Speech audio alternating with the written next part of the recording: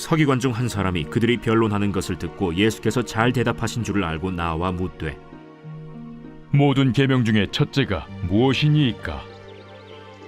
첫째는 이것이니 이스라엘아 들으라.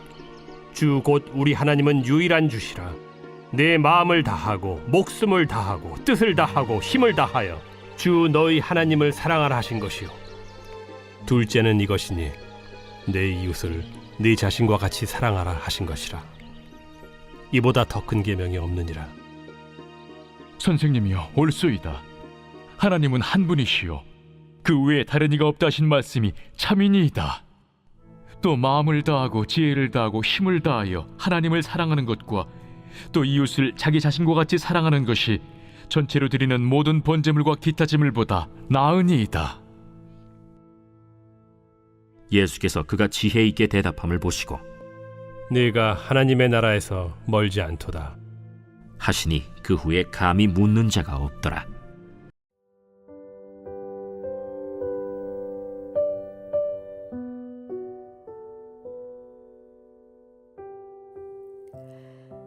최근 20년간 멜론이라고 하는 음원 사이트 상위권에 들었던 600여 곡의 노래를 분석했는데요. 트로트, 케이팝을 포함해 대중들에게 가장 많이 불려졌던 노래들 대부분의 주제가 무엇에 관한 것이었을까요? 49.2%가 사랑에 관한 것이었고요. 47.8%가 이별에 관한 것이었습니다. 이별 역시 사랑에서 파생된 개념이니요. 가장 반복적인 주제는 하나, 사랑에 관한 것이었다는 겁니다. 라트라비아타, 카르멘, 라보엠, 마술피리, 토스카, 세계적으로 가장 사랑받는 5대 오페라입니다. 이 5대 오페라의 공통된 주제가 무엇일까요? 역시 사랑입니다. 역사상 가장 많이 시청된 영화 3편이 타이타닉, 오즈의 마법사, 바람과 함께 사라지다 라고 하는데요. 이 역시 무엇을 소재로 하고 있을까요? 연인 간, 가족 간의 사랑이 주된 소재입니다. 시대를 걸쳐 대중들의 공감을 끌어내는 가장 반복적이고 지배적인 주제가 있다면 바로 사랑이라는 것이죠. 사랑, 사랑. 세상 모든 사람들은 사랑에 간절히 목이 말라 있다는 증거가 되기도 하는데요. 도대체 사람들은 왜 이리 사랑 타령을 하는 것이며 이 사랑이라는 감정은 어디서부터 시작이 된 것일까요? 이것은 정말 우리네 사람 설계도가 자세히 들어있는 성경만큼 탁월하게 그 해답을 제시해 주는 곳이 없다 생각이 됩니다. 요한 사도는요, 요한 1서 4장에서 반복해 말합니다. 하나님은 사랑이시라. 하나님은 사랑이시라. 사랑은 여기 있으니 사랑은 하나님께 속한 것이라. 사랑의 근원, 시작, 뿌리가 하나님이며 하나님 자체가 사랑이라는 것이죠. 자, 그런데 우리네 사람은 어떻게 창조가 되었나요? 창세기 1장 27절은 말하죠. 하나님이 자기 형상, 곧 하나님의 형상대로 사람을 창조하시되, 사람을 창조하실 때 하나님은 사람을 하나님의 형상대로 만드셨어요.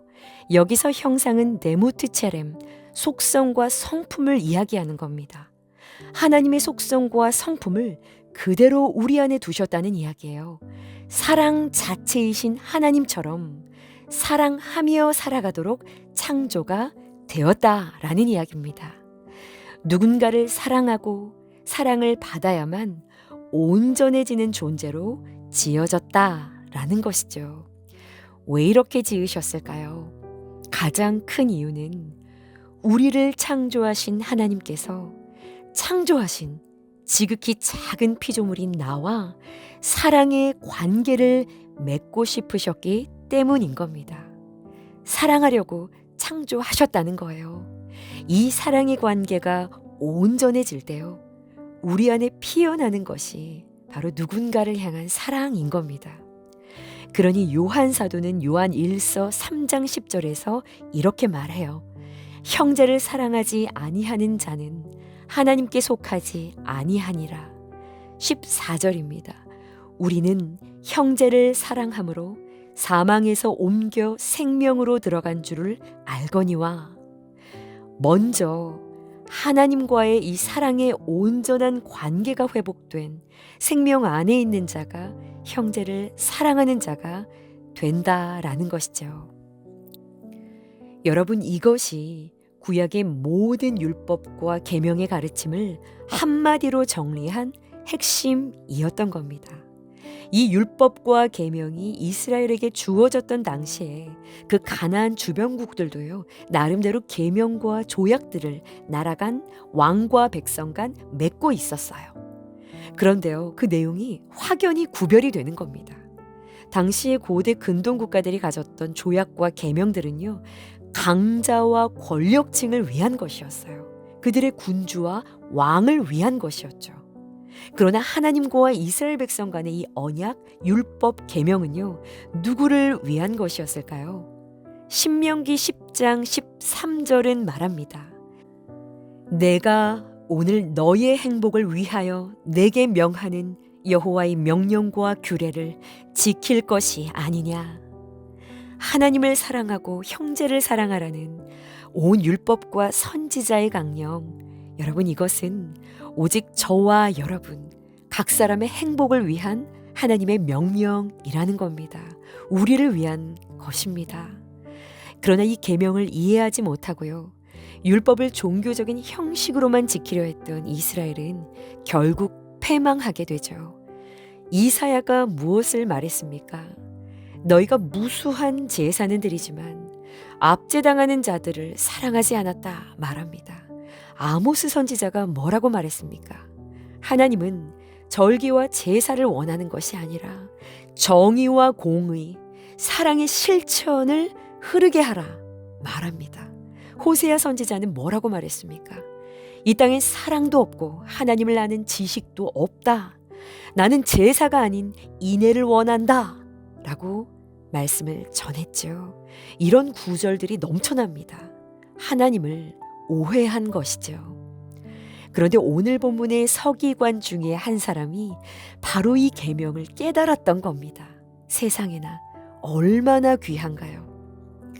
어제 본문에 등장했던 서기관들이 예수님을 시험하기 위해서 부활신앙을 조롱했다면, 오늘 본문에 등장하는 이 서기관은요, 예수님의 지혜 있는 이 대답에 깊은 감동을 받아서 평시 자신이 궁금해했던 그것을 질문한 겁니다. 모든 계명들 중에 가장 첫째가는 것이 무엇이냐라는 거예요. 그러자 예수님은 신명기 6장의 말씀을 가져오셔서 이렇게 대답을 하신 겁니다. 첫째는 이것이니 너의 마음을 다하고 목숨을 다하고 뜻을 다하고 힘을 다하여 주 너희의 하나님을 사랑하라. 둘째는 이것이니 내 이웃을 내 자신과 같이 사랑하라. 이보다 더 큰 계명이 없다. 자, 그런데요, 이 서기관이요, 예수님이 하신 말씀에 크게 동의를 합니다. 당신의 말이 참되다, 옳다 하면서 자신이 묵상한 내용을 첨삭까지 합니다. 내가 보니 당신이 말한 바로 이 두 가지가 전체로 드리는 모든 번제물과 기타 제물들보다 나은 것 같다 라고 대답합니다. 사랑하는 삶이 하나님이 가장 기뻐 받으시는 예배고 예물이다 라는 고백이었던 겁니다. 100점짜리 대답을 한 것이죠. 정말 지혜 있는 자가 아닌가요? 네가 천국 백성이구나, 이런 대답이 나오실 것도 같은데요. 그런데 예수님의 대답을 보십시오. 34절이에요. 예수께서 그가 지혜 있게 대답함을 보시고 이르시되 내가 하나님의 나라에서 멀지 않도다. 오, 이게 끝이 좀 걸립니다. 하나님 나라에서 멀지 않다라는 말은 하나님 나라 안으로 들어갔다라는 말은 아니라는 이야기인 것이죠. 예수님은 왜 이렇게 말씀하신 걸까요? 이 지혜 있던 서기관에게 무엇이 부족했던 것일까요? 그렇습니다. 이 사실을요, 알고만 있었다는 것이죠. 신학적인 지식, 성경에 대한 깊은 이해, 정답을 아는 것, 참 훌륭한 겁니다. 그러나 그것은 하나님 나라 안으로 들어가는 것과는 다르다라는 방향을 보여주고 있는 겁니다. 나는 과연 이해를 넘어 이 사랑의 삶을 살아가고 있는가? 부족함이 얼마나 많은지 모릅니다. 그런데요, 문득 요한일서를 묵상하면서 얼마나 위로가 되던지요. 참 그 성격이 불같아서 천둥의 아들이라 불리우던 요한이었는데요. 예수님의 고난과 죽음, 부활을 가장 가까이에서 겪으며 성령을 받은 뒤에 자연사로 죽기까지요.